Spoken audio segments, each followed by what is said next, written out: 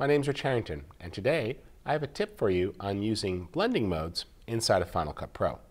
Here's how they work. We've got a clip here and it's a little dark, so let's take advantage of blending modes to fix that. I'll select the clip, hold down the Option key, and drag up.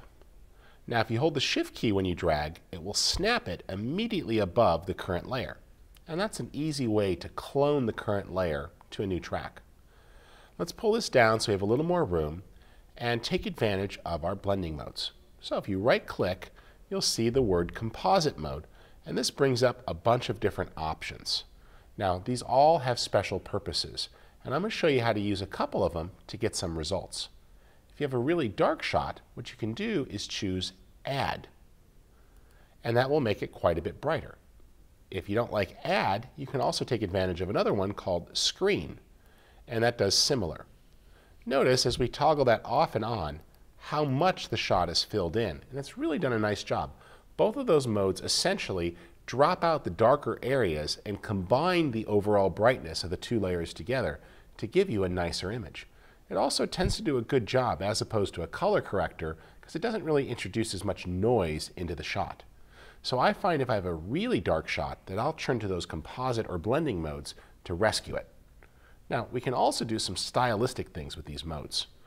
Let's go ahead and right click on this again, and I'll set that back to normal. And we're going to do a little bit of a look, sometimes called instant sex. And I'll choose Effects, Video Filters, Blur, and we'll do a Gaussian blur.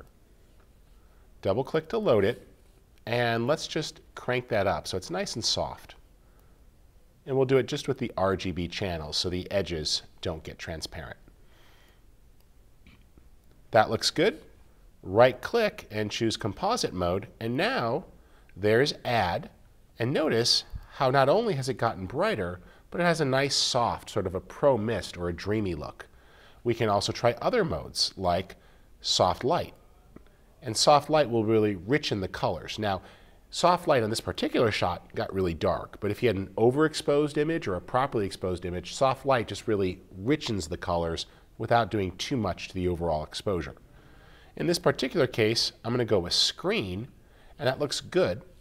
And then just click here for Clip Overlay so I get opacity, and I can adjust that up and down to taste till I get the type of look I like.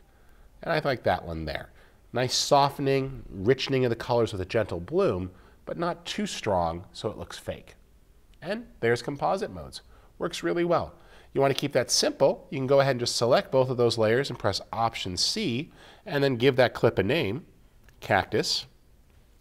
And now that's nested as a subsequence in your shot. You don't have to collapse it, you can leave it as two tracks, it's up to you. But this is a nice way when you have a tough shot to really rescue it or do some very stylized color grading. Hope you enjoyed this tip. My name's Rich Harrington. You'll find me teaching at some of the upcoming conferences produced by Future Media Concepts.